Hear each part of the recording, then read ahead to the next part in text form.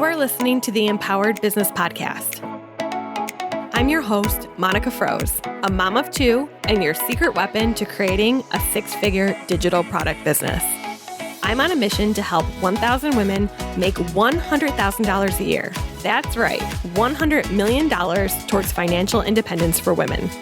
As an online business expert, I am teaching you everything I know right here week after week, so you can join us on the journey to $100 million. Sound good? Then let's jump in.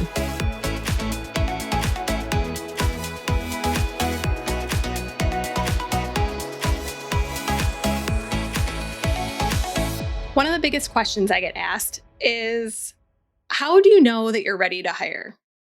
And I don't necessarily have a great answer for that, because hiring beyond contractors, hiring someone on payroll is a gigantic responsibility. It's like taking responsibility for someone's livelihood, and that can be scary. And I had a lot of mindset blocks around hiring in my own business, and I waited too long. And so part of recording this podcast for you is to help you overcome mindset blocks faster than I did, so you can take progress and not get stuck in overwhelm or burnout like I was. And I can tell you unequivocally, I hired too late. I was at multi six figures before I considered hiring on payroll. And I really probably should have considered hiring about a whole year before I did. So I hired my first payroll employee in the summer of 2019. And I had no idea what I was doing. So what I did was I said, what is the thing that is causing me the most stress? And at the time, I was supporting a very robust course group for the course that I had at the time on Pinterest ads. And it was growing rapidly, which was great, except it's a very technical topic. And the questions were consuming a lot of my time, which meant I couldn't work on revenue generating activities. So I chose for my first hire to be a community manager, which actually I forgot about until I was doing the interview that I'm about to share with you. And what I did was I put together like a job posting. You know, it's not that difficult to go out there and see other people's job postings and get an idea of what you want. And I didn't know where to find someone. So I put it out to my community. And at the time, I had a pretty big community already, because I've been working on building my email list in my community for quite a few years. And that is how I found my first hire, who, if you've been following me for a while, or if you're in our community, you probably already know who she is. It's Hayley Rissler, and she is our operations manager. And we get asked all the time how to find a Hayley. We call her my unicorn, because she really is. She is great at almost everything. So people want to know, how do I find a Hayley? How do I work with a Hayley? And so today I'm interviewing Hayley, and we're going to talk all about how she started working for me, how her role has evolved. And also, you can take some tips and tricks away for how you could hire someone like Hayley and integrate them into your own business, and how they can just really save you a ton of time and a ton of headaches. So let's dive right in and hear what Hayley has to say. Welcome, Hayley. Thank you. I'm so excited to be here. Excited. I mean, I talk to you all the time, but this is like a little more official. So and it's kind of funny because it's your first podcast episode, isn't it? Like ever. It is. I'm a little bit nervous, but it's going to go great. It is going to go great. It's funny because I've honestly been on so many podcasts. I honestly don't even have a number how many. So it's weird to me that you've never done a podcast before in some ways, but I guess it makes sense. Well, think back to your very first one, and that's where I am right now. So I don't even know what the very first one was. Like, that's how long ago it was. Okay. So we always start out, because you listen to our show as well, I always start out with asking everyone about their entrepreneurial journey. Yours is obviously a little bit different, although similar, because like working with an entrepreneur is kind of like being on an entrepreneurial journey, I think, but you can correct me. So let's start out tell us about yourself, how you got here. Why are you working with me? Yeah, for sure. So I guess really the start of my journey kind of goes all the way back to, I guess you could say, when I was born in a little bit, but I grew up actually in my mom and aunt's cookie shop. So they were small business owners from, the time I was born until they sold the business in like 2014. But I worked at a family business for, 10 plus years. So growing up in that small family business environment really ingrained in me a love of marketing and a love of customer service. So that's kind of where my roots come from. So when I went to college, I got a degree in marketing, and I was kind of always looking for like, what is the right thing that I want to, I don't know, I guess do with my life. I always joked that like, oh, the cubicle life is the life for me. And that's what I want to do for the rest of my life. And, I tried out a few different positions after college, and I just knew that I wanted something where I could have my hands in a lot of different things. Cause, I don't know, even with us working together, I do so many different things in the business, and I really enjoy getting to use my technical skills, my graphic design skills, my customer service skills. Like there's a lot of different things that I do. So I guess when I got into the online space, my husband and I bought our first house right after we got married a little over 5 years ago. I decided to start a home renovation blog that documented everything as we redid almost every room in our house. So I did tons of before and after pictures, like reveals of our house. I did a lot of how-to video or how-to posts. I think even still a couple of my top performing posts are like how to frame a bathroom mirror, like for under $10, and then how to build barn doors, which those posts still do really well. I still get like residual ad income for those. And it's just running on autopilot. I don't do anything with them. But yeah, so that was kind of my intro into the online space. I found you at some point in there teaching about Pinterest ads, because I was like, I think at some point I'm going to want to do Pinterest ads when I'm ready for them. So I found you, I got on your email list, and I think we'll go into this in a little bit, but yeah, that was kind of my intro into the online space. It was having a blog though, and keeping up with the content is so much work. So after I had my first son, Griffin, I just kind of fell off the bandwagon a little bit. And I was like, I cannot keep up with this. I'm so exhausted. I had a really hard time after he was born with postpartum depression. And so it was actually about a year and a half after I had Griffin that I saw you were applying for a community manager position. And I was like, ooh, I think this could be a really good fit. So that was kind of the beginning of us working together. So how long did you have the blog before we started working together? Let's see. So I started it in 2016 and we started working together in 2019. So it was about 3 years. I think I lost sight of that you had it for that long, actually. Yeah. Wow. Yeah, I know. And, I was actually, I actually had that, but then for a while, I also had another kind of business coaching blog. I even launched a course that was teaching moms how to start a blog and everything like that.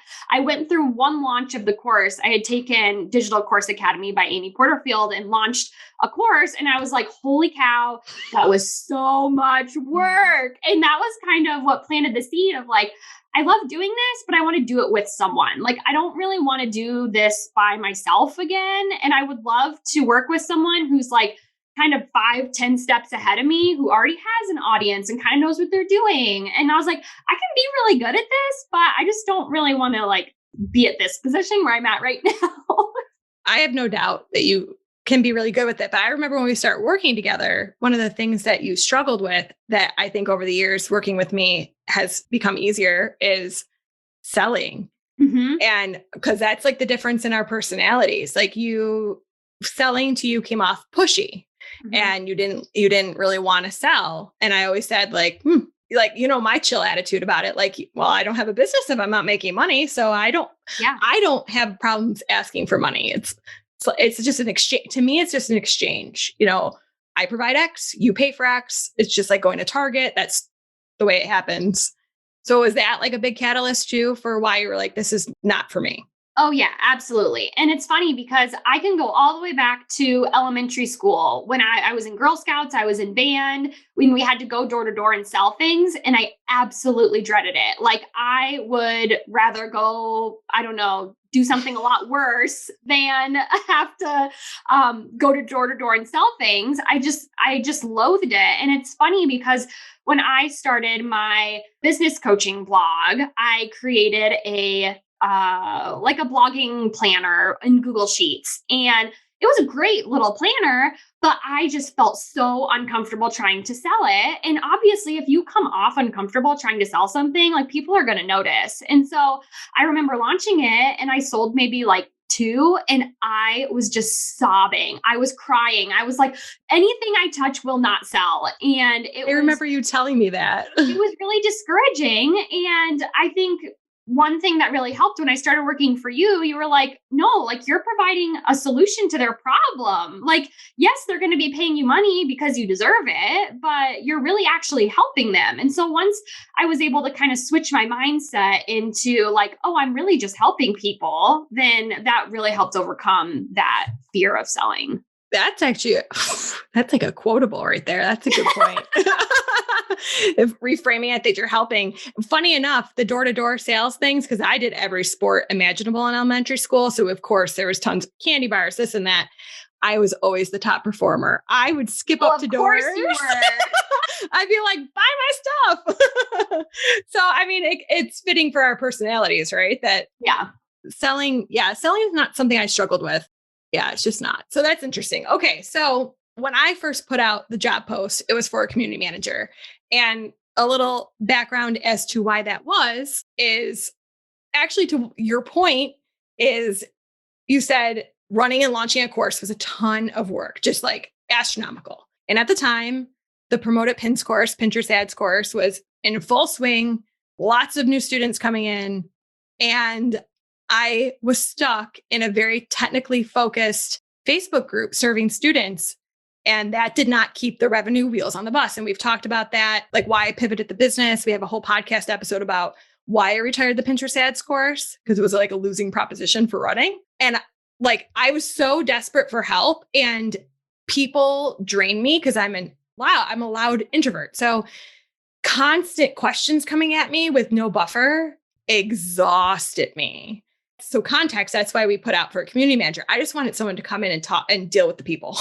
Like I needed help with the people. So why did a community manager appeal to you?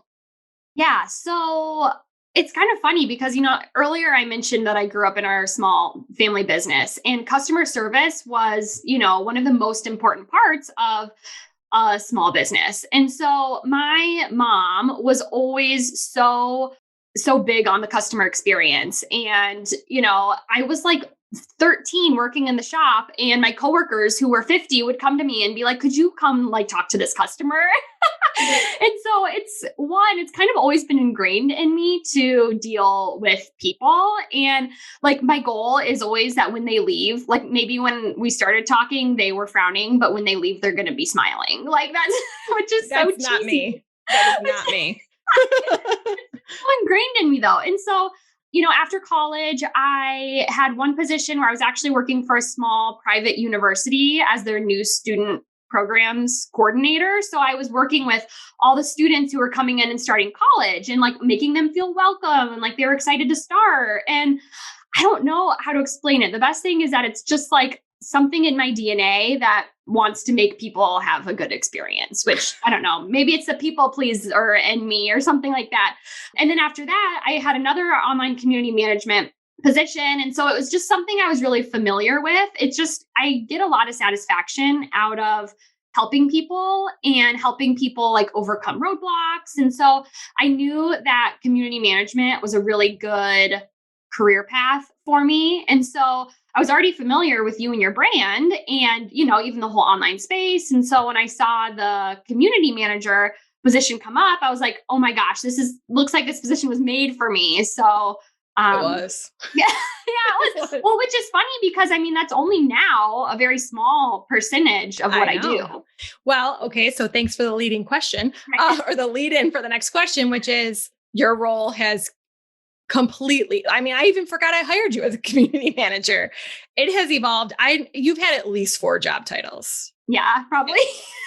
I don't even think we can actually give all the job titles she's had because I don't even remember them all. Maybe you do. But needless to say, when you're in a small company, I think we could both agree that, we're worked so close in tandem that it's almost impossible to predict what our roles are going to end up looking like until we start doing it. So How do you see that your role has evolved over the last 2 years of us working together? Yeah. Well, evolve is a really good word for it because, you know, obviously when I came in, you had some VAs in the past. So you were already comfortable letting go of some things like the customer support inboxes, posting in the Facebook groups, some social media posts. So I took over all of that pretty quickly. But it was really I was actually telling Katie about this yesterday. I was like, it was kind of trial by fire when I came in because like my second week, you were like, yeah, so I just sold a private group coaching program. We made about 30,000, and so now I'm going on a vacation to Paris, and also I'm really sick. So can you just like get everything ready for me when I come back? I remember that. And I was like, okay, great, yeah, I can definitely do that. And so I just remember getting all the materials ready for it, and you also asked me to put together some funnel diagrams, which were really complex. And I mean, thankfully, I did a really good job. So it was really over time I started gaining your trust in all of these different activities that we were doing. And I think the more that you saw that I was able to take on these things and perform, you were like, okay, I'll give you a little bit more. I'll give you a little bit more.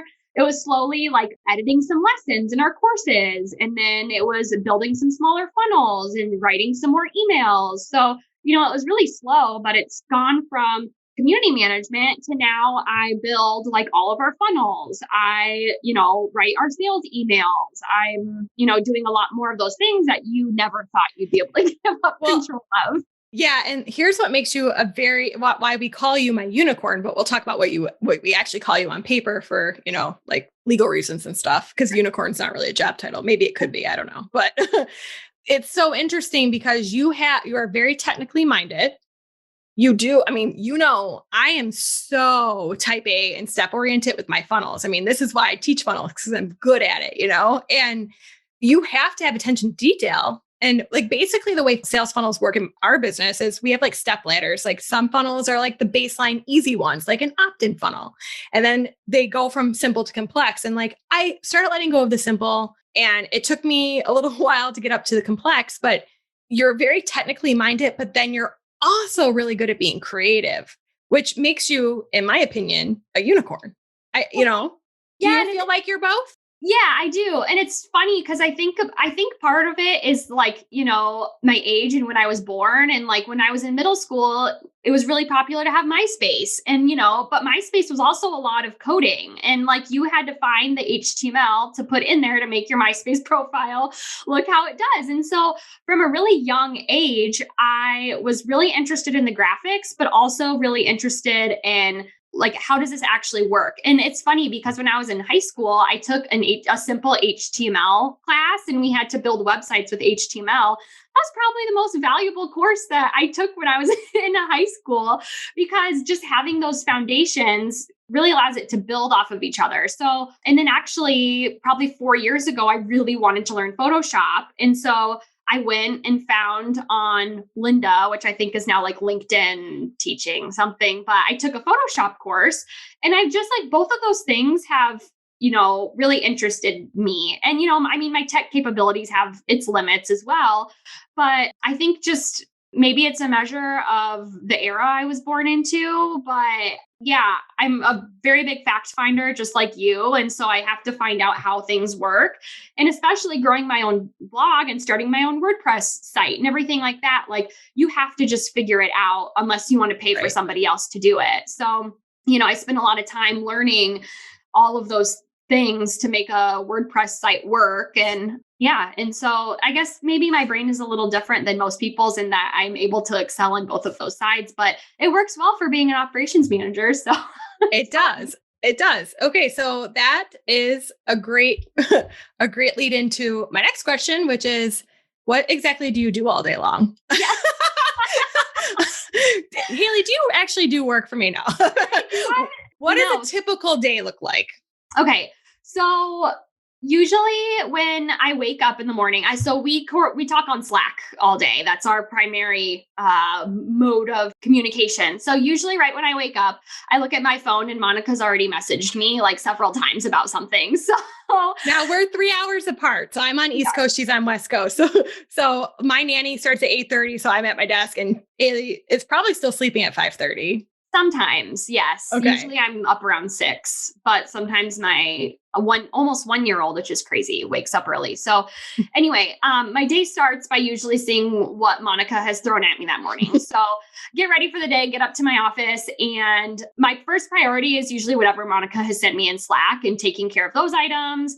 And then I'll check my email as well, because sometimes you'll have forwarded me things or I have other emails from other things I'm taking care of. So those are usually my first 2 stops when I get in the morning. Then I transition over to Asana and start working on kind of our bigger deliverables that we have going on. So whether that is getting one of our funnels up on Evergreen or maybe making updates to a course for our students.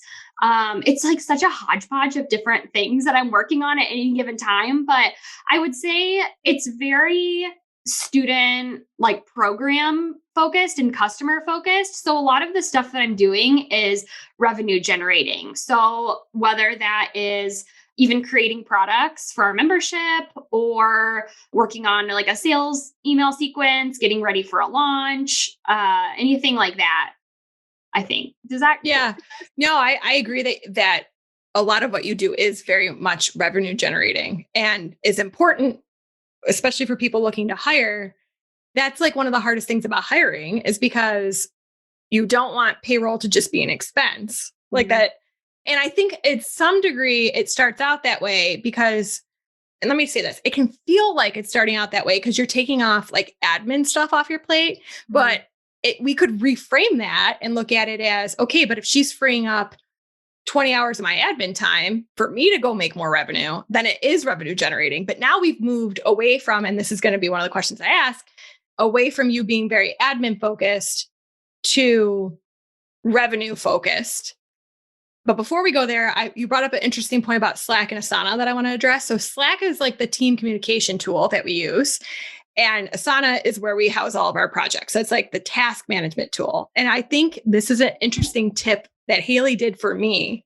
I'm constantly coming up with ideas and things I want to do. This is like the whole, as like, I have this really interesting ability to be very detailed, but also I call it my 10,000 foot helicopter view, where I like literally can see myself zooming up in the air and looking down and seeing the big picture. I have a very dual brain like that.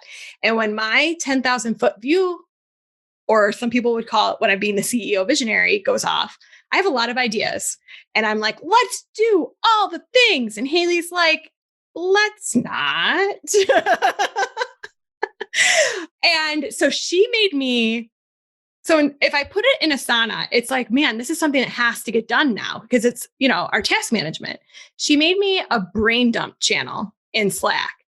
And so when Monica has wild ideas, Monica puts them in a brain dump channel in Slack, not mixed up with our normal team communication, not put in our task management.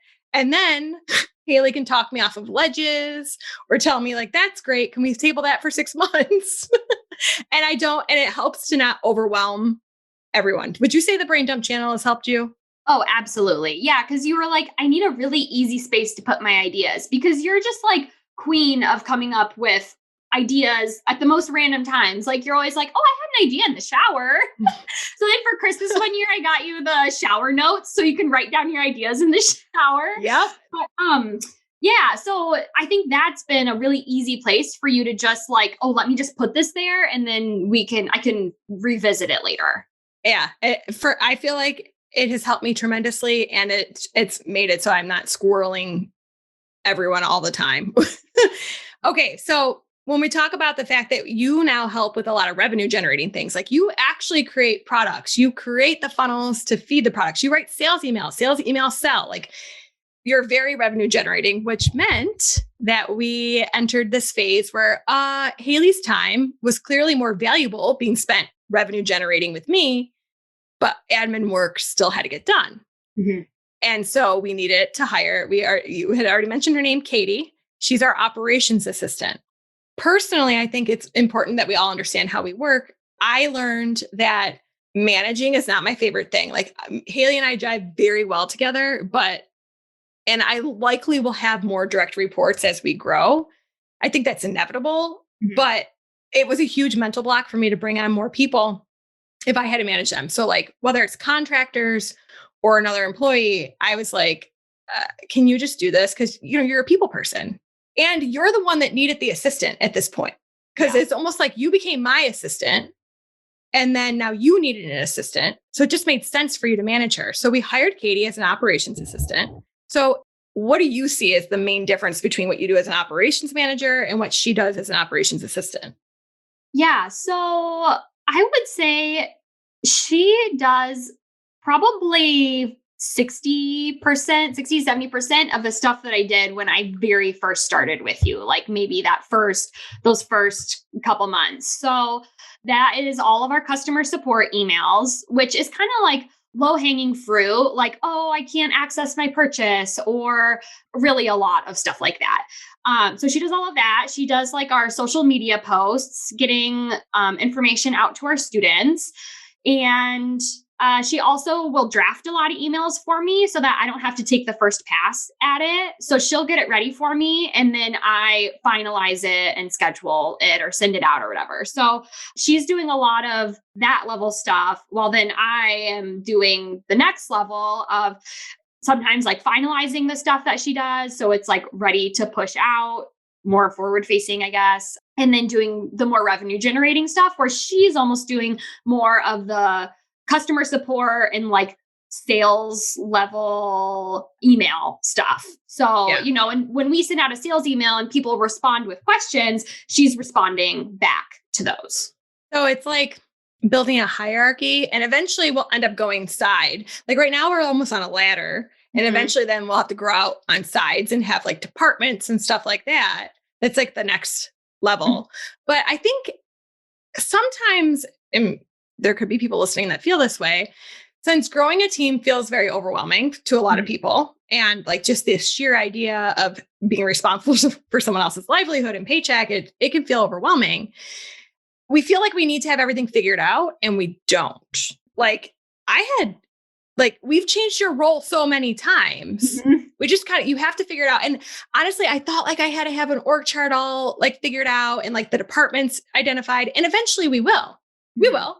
But we had to it was okay to hire and plug the holes that we had. Yeah. And not have it all figured out.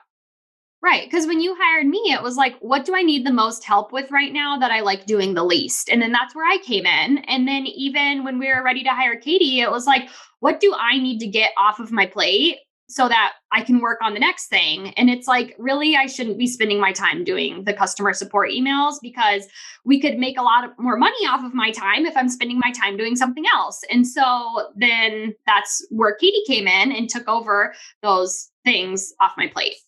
Agreed. Yeah. That it makes a lot of sense. So and I don't actually know the answer to this. So I'm very curious. Just selfishly, I'm curious. Maybe other people will be too. If you could change one thing about your role, what would it be? Is there anything? Tell me it's perfect. No, I'm kidding. I would say, well, we've had this conversation a lot, and I think it would be, which is something that we're working on right now, but we get stressed at the end of each month with like, oh, what's our revenue numbers at this month? And so if I could change one thing, it would probably to be taking off that stress of how are we making money this month? So, and that's something that we're working towards, getting more of a baseline in our business. But that's, something that we're really working on together. So I feel like it's this puzzle that we're putting together that we're still trying to finish assembling. But yeah, I guess that would probably be the one thing I would change. That'd be the one thing I'd change too. We're like in full agreement. And this kind of goes to the big conversation I had about the whole pivoting with the Pinterest stuff and not having recurring revenue and not having a baseline, but your expenses are baseline. And being on a launch model, which we pretty much committed to this year because we're launching a new program. And when you're on a launch model, you have those big spikes and it's hard to predict what the low months are going to be. And yeah, it's been, I still think okay, this is a good question. I think this year has still been less stressful revenue wise. I mean, we were making more money, but of course our expenses have already gone up. I still think the stress is less than it was last year. Yeah, I agree. There was a lot of stress that just came with the Pinterest courses. We also had a lot more products and a lot more smaller courses. So our attention was divided more often between all like our huge product suite that we have. And at least now it's smaller. So I think that takes at least like less of the brain capacity out of it. Yeah. Yeah, I agree. And it's just always a work in progress. And sometimes, well, this kind of leads to my next question, which is when I freak out, which happens. Like I have a very strong personality. I mean, there's just no way around it. For anyone who follows the Enneagram, I'm an Enneagram 8, which is a challenger. It's like a bold personality. And you're Enneagram 2, which is the helper. And in a lot of ways, actually, a 2 is actually perfect for me. And an 8, when when I'm healthy and vulnerable, I flex to a 2, but I hide that side of me. I feel like I have to protect it. So I have a strong personality and I am prone to freakouts. Mhm. And I find it interesting. You wouldn't expect that you would be able to stand up to me, but you do. How do you feel about that? And like, did that take a while in your perception to be able to like speak up and be like, no, and like push back on me? Or was it natural? Yeah. So it's funny because when I was going through the interview process with you and your husband Rob was interviewing me, he asked me, how do you do with big personalities? And how do you do, like, if someone's really in freak out mode? And I had my canned answer, just tell them what they need to hear and what's true and try and talk them down with, logical facts and everything, which is all true. But I think that first maybe 6 months when you would have your freakouts, I was like, did my best to, go along the ride with you and be like, okay, well, what do we know? Like, bring it back down. Let's ground us. And it's really been over the past year, I think, which was probably a little bit of a turning point where I felt more like I had more stake in the business because I knew more about our programs, more about our sales processes. I had my hands in more. So when you were freaking out about something, I was able to have my own thoughts about it. And so I think it was really maybe like last summer. And I was also, like 9 months pregnant. So I had a lot more strong feelings. I remember at one time you saying, you're like, wow, this is like sassy pregnant Hayley. I did. But like, you would have a freak out about something. And I'm like, she does not need to be freaking out about this. And so I started pushing back on you, like, okay, you don't need to be freaking out about this because, we know XYZ. We can make a decision about it later. It's too soon to freak out. And I think that's something that I come back at you with a lot. Like, it's too soon. We don't need to be freaking out about this yet. And so Yep. It took a while for me to get to that point because, you have a big personality and I didn't want to offend you or like get on your bad side or something like that. And so it took a while to get there. But even now, sometimes when you're freaking out about something, I'm like, mute. Well, sometimes it's a very rational freak out, but sometimes when you're like freaking out about something that I know we don't need to freak out about, I'm like, okay, well, I'm not going to ride this roller coaster with you. Like, if That's you're a gonna good freak skill out to about it, have. go ahead, but it's not worth it. That's a great skill to have, though, to be able to know like when to essentially mute me. I agree with that. Like, also, I think the open communication's key. Like how recently you told me if I bring you real high on stress and then I'll come down off the stress, like, oh, we're good. And you're like, can you bring me with you? Mhm. And I'm like, oh yeah, I should probably do that. But I didn't know, and Yeah. if you hadn't told me, who knows how bad I'd be stressing you out without any Yeah. knowledge that I was stressing you out that bad. Yeah, especially when it's something that I am actually freaking out about with you. Like, it's something that is very rational. And I'm like, oh gosh, this is really an issue.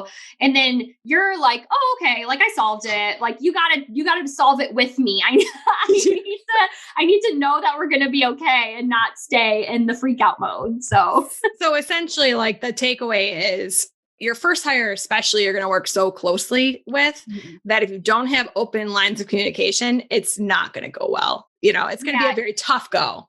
Yeah, I think you really need to have good rapport. So being able to talk freely with that person, which can take time, but also like in the interview process, like the conversation I think should really flow easily so that you can, work on establishing that relationship. And then also trust. Like, we have such a deep trust that I know you would never do anything to like offend me or make me feel like a bad employee or anything like that. Yeah, we just have a lot of trust in each other. So it helps our working relationship. Yeah, I agree with that. And I don't show my freakouts to everyone. So you're almost special. Like I know how So to honored. hold she's so honored. I do know how to hold them in. But for me, because I have a really hard time putting on a mask. That's like the hardest thing for me. Like a mask and like, I know how to play what we called in corporate the game. Like I know how to have the right face in the right room. But I can't imagine doing it day in and day out in the business. Like if someone can't handle me that I work so closely with, like I can't even imagine showing up every day and needing to like censor myself. Like that just wouldn't work for me. Yeah. Yeah. And I think it helps that we have a lot of similar personal views as well, like, especially when it comes to working mothers. And, we both had really difficult experiences postpartum. So we're Mhm. able to align with that. And, in our team, in our one on one meetings, we'll talk about a lot more than just work stuff. Like, we'll talk Yeah. about a lot of personal stuff going on. And so, we have a friendship even outside of the business that helps us then in the business as well because we know that really we're on each other's side through a lot of things that we believe. Agreed. Yeah, that's very helpful too. Yeah. Okay, so one of the things that people have asked me, because I tell all of my entrepreneurial friends about you, like they all know, everyone knows Hayley. Everyone wants a Hayley. Everyone's always asking me about Hayley. I'm like, you can't have her, but whatever. And one of the things I get asked a lot is about how, like, our weekly and regular cadence and how that works. So, how do we communicate over like a week basis to make sure everything's on track and moving forward? Yeah. So, we live out of Asana basically. We have like a one-on-one meeting on Mondays where we kind of you like all the time brain dump into this master list of everything that needs to get done in the business. It's kind of like almost your 10,000 foot view of what do we need to have eyes on. So, really almost 3 times a week, we kind of go through that list and see where are we at with all of these things? What have we made progress on? What needs to be moved up and everything like that. So we go over that Monday together, Tuesday also with Katie, so we can collaborate like as a whole team. And then again on Fridays to see what we still need to wrap up. And then, every day throughout most of the day, we're talking on Slack as well for like the one-off things that happen, or if you need a graphic for something or anything like that. So it's a lot of regular communication, I would say, but it's what works for us and it's going well. And I will say, I think as we grow, the way we utilize the tools will definitely have to change Yeah. because there are things that we do in Slack that really should be in Asana. But I remember when we started working together, I was trying to be very technical about it. And it was just like not working because we flow.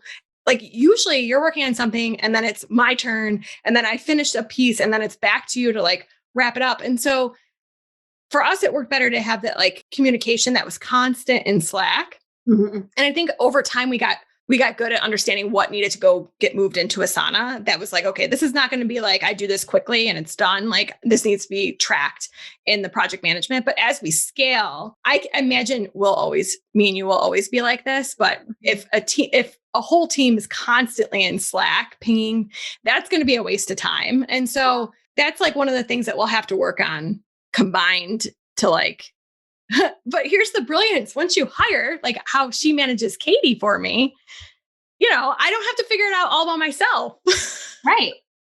That's actually very exciting to me. Okay. Yeah. So before we wrap up, I want to talk about tools and resources. Like what makes your life outside of Slack and Asana easy? Like what is like, you need this tool for your job to function. Yeah. So I really heavily utilize bookmarks in my browser to help me get to places fast. Like I'll find little tools that are really helpful for like a very specific task and I'll bookmark it and use those bookmarks over and over. Also, honestly, the Google search bar. Because I'm such a fact finder. Like, if you ask me how to do something, I'm like, okay, let me do the research to figure out if we can do this.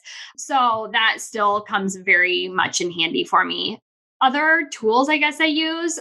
Loom. Well, yes, Loom. Yeah, with screen recording. So actually very often I'll need to show you something, you show me something. And since, we're however many thousands of miles apart, since I'm in Arizona, you're in New York, we'll just record a quick screen sharing video and send to each other. So that's really helpful. And I do that with Katie as well all the time.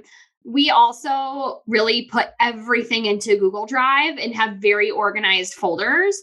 So if we need to go back and look at something specific from a specific launch, it's very easy to find in Google Drive. So that's really helpful as well. I also very much utilize Photoshop, Adobe Premiere Pro for our video editing.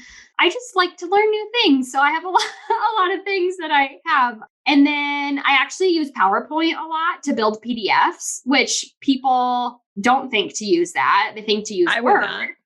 Yeah, but all of our student checklists and everything like that is so much easier for me to build in PowerPoint than it is in a Word doc or Canva or anything like that. So I really like using PowerPoint. I'm obsessed with Google Sheets. Actually, in our program, the Empowered Business Lab, I did the whole training on how to use spreadsheets. Everyone's like, this was so helpful. So I think it's a good training. That's actually a good point. The how to physically create digital products.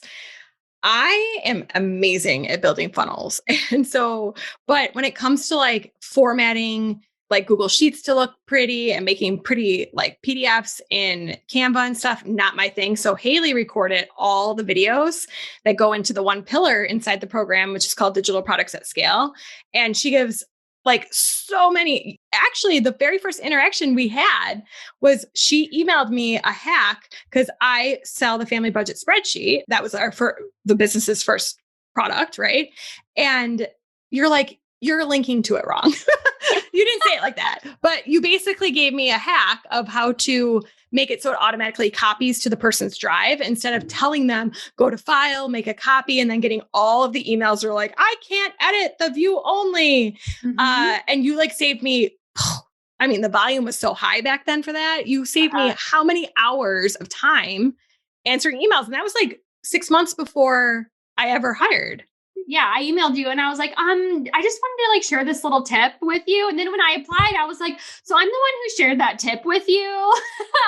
Yes. And I didn't remember that you were the one that shared it with me, but I remembered the tip that made you very memorable because it saved me. And so in Digital Products at Scale, which is inside of the Empowered Business Lab, she gives all of these really nifty tips and tricks to make your life easier while building digital products. Mm-hmm. It's so good. If I was going to build my own digital products now from scratch, which I don't because I have a team, I would watch that training. Yes. Yeah. It's all of my, and it's funny because even in my last corporate job before I started my blog and I worked for another company between then, all of my coworkers joked that I was the spreadsheet master and I was would make all the spreadsheets look pretty. And yeah, so it's just in my blood, I guess. Yeah, you do a great job. Okay. So usually we end with, how can people find you? Which here is right? The answer. But I was thinking, my mind was actually thinking while we were doing the interview, where could people go if they want to connect with Hayley? So tell me if you disagree, but I think the most logical place would be into our podcast Facebook group because we're all there. So if you actually have questions, we do weekly podcast prompts where you can ask questions about the episode and Hayley's in there. So if you're like, hey, I want to know more about this operations manager role and, I have questions.